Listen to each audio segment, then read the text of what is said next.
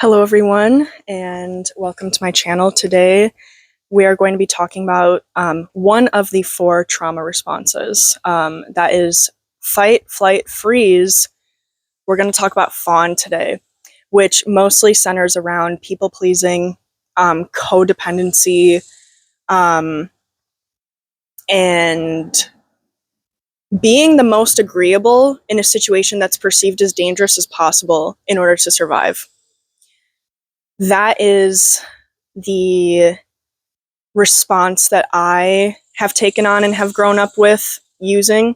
And so I wanted to talk about the different elements of that and the ways that it can show up very sneakily that I didn't realize before. And I wanted to share it with you just in case maybe it could be helpful. So the fawn response is a very sharp and perceptive response. Basically, it can pick up on tiny details, calculate meanings, and act to soothe potential disaster in record time in order to stay safe. So it's very observational, and it's honestly kind of manipulative too, because I think about it and it's like, okay, somebody, like for example, if you're on a date with somebody and you're at like a bar or something and they're acting like not great, you feel unsafe with them, somebody in a fawn response might be compelled to be like, oh, and like pretend like they're into the person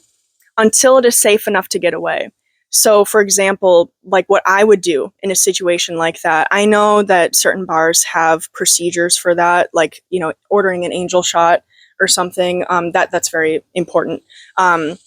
Those other things exist. And like Invisaware, I have an Invisaware emergency button that calls the police. Like there's so many things out there that are meant to help you and save you in dangerous situations. I'm going to just be talking about this fawn response, this intangible thing, okay, in this situation. So in this situation, you know, I would pretend like I was like into him. I would act calm and nice and like, you know, kind of like. But then I think, again, it's that perception, it's that noticing of the details and seeing where you can kind of make that transition into safety. So I would find some type of way or some type of excuse to be like, oh my gosh, like I left my lips, there was a giant wasp. Okay, sorry. Oh, I left my lipstick in my car, or oh, I left something in the car, like something. Let me go get it really quick. Like, I'll be right back. Like, and this person that I'm out with would have no idea technically, if like they would have no idea that I was even uncomfortable, let alone going to leave. So, I guess in the instance now, my mind is like running. If they insisted on following you out to your car, then you would, you know, seek help from others outside of you to get away. Or call somebody or text somebody to call you and tell you to leave. You know, there's methods, but this very specific scenario, just so I can highlight what this response looks like, be into it, find that spot with these hyper perceptive skills to get out, be like, oh, I forgot something in my car, I'll be right back, and then just leave. Like, don't come back. That's what someone in fawn would do, because that's what I would do, and I fawn. And I've had to kind of not debunk it, but like I've had to deprogram it from myself, because when you do it for so long in situations that are genuinely dangerous to some extent, your mind can kind of, there's like people talk about it all the time where, you know, our bodies are wired for like physical danger, like years ago, thousands of years ago, running away from a bear or escaping an avalanche. I don't know, like old stuff, right? But that feeling hasn't gone away. And so whatever is perceived as a threat in the modern age, even if there's no actual physical basis or validity, the ego and the animal brain that runs our lives is going to hang on to that and avoid that because that is the new danger in the modern era, because we don't have to worry about the bear or the avalanches depending on where you are in modern society in general. Like I said, depending on where you are, not as much as we had to in the past, I guess is what I'm trying to say. So, in more areas of the world, you know? So, basically, it was coming out in every interaction, whether I was wanting it to or trying or not. And most of the time, I will say I wasn't trying. And I didn't realize it was even happening until relatively recently. This can, and I wrote it down, it can be very sneaky. It can come out in your body language. It can come out in word choice, your tone of voice, how fast you respond to something, your facial expressions when you're talking to somebody, holding tension in the body without realizing it. All these things, I mean, it's like if you've ever worked retail or a service job, it's your customer service voice constantly, your customer service posture constantly, no matter who you're interacting with, especially if it's a stranger. So it's like,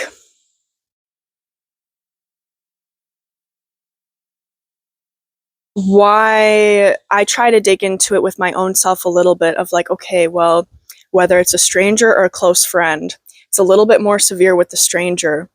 But if anything, that's kind of strange. It's strange with a stranger. It's like somebody you don't know. It's like, why does it matter how they perceive me? Why does it matter that I'm like pleasing them when it's like a regular in passing situation? To me, reflecting and being vulnerable here, it comes down to a sense of like, I want to be taken seriously. I want to be seen. I want to be accepted. And automatically, because that's been an integral and a crucial part of my everyday survival as a child, it comes out in my adult life, no matter who I'm talking to, as if every single person's opinion matters, because if they don't see me in a favorable way, that means that I'm not safe all of a sudden. So it's like, yikes. If there is a way that my system can be in control in any way to try and control a situation, it's going to do that. And the only thing I can actually control in reality is me. So that has come out in the form of like, oh, very, like my tone of voice is higher.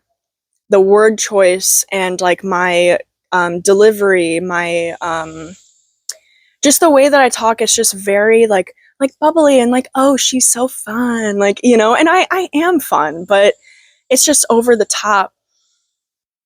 And it's in a way that like sometimes I feel exhausted when I get home. I'm like, damn, I don't have to act like this. I don't. And I wasn't trying to. It's just when I learned it all those years ago, it became a habit type of thing. So now that I've fully, like, now that my awareness has fully opened up to how deeply it actually runs, I've been able to, like, practice more self-love in the moment, being like, hey, you know what? I'm actually really cool and I'm actually really beautiful and fun. I don't have to, like, you know, I don't have to, like, like, I don't have to, like, be so, like, that's the best way I can describe it. So yes, so the remedy is to work on your self-worth and stop overextending yourself, because if people leave your life because you're not acting in that fawning way, then they clearly only liked you. This is huge. They clearly only liked you when you were out of your power and serving them. People talk about that a lot actually online, where when they start stepping into authenticity, all of a sudden these people are like, and they're like, I lost all my friends. What did I do? It's not about what you did. It's about how you embodied yourself, because those people were only around you because they were like draining you and siphoning you and having you serve them in whatever tangible or intangible ways. Now that they can't get what they want out of you anymore, they're gonna frickin' leave. You don't frickin' need that. Absolutely not. That era is over! So, thank you so much for watching. I hope that this helped. Like I said, try to challenge yourself. Try to be perceptive towards, like, what little things might be coming out in you, or what ways you really are, like, especially if you're, like, this applies to fawning mostly. Are you exhausting yourself trying to, like, perform for other people, even in the smallest of situations? Are you, like, are you feeling like, yeah, just exhausted? Honestly, that's a really good question to ask yourself to start off here and trying to explore this within yourself. If you're feeling this way, like if you're feeling like, oh geez, the person I am when I'm with others is like very different from how I am by myself. And also I'm so exhausted, like talking to people and going out into the world and just so like why can't I relax?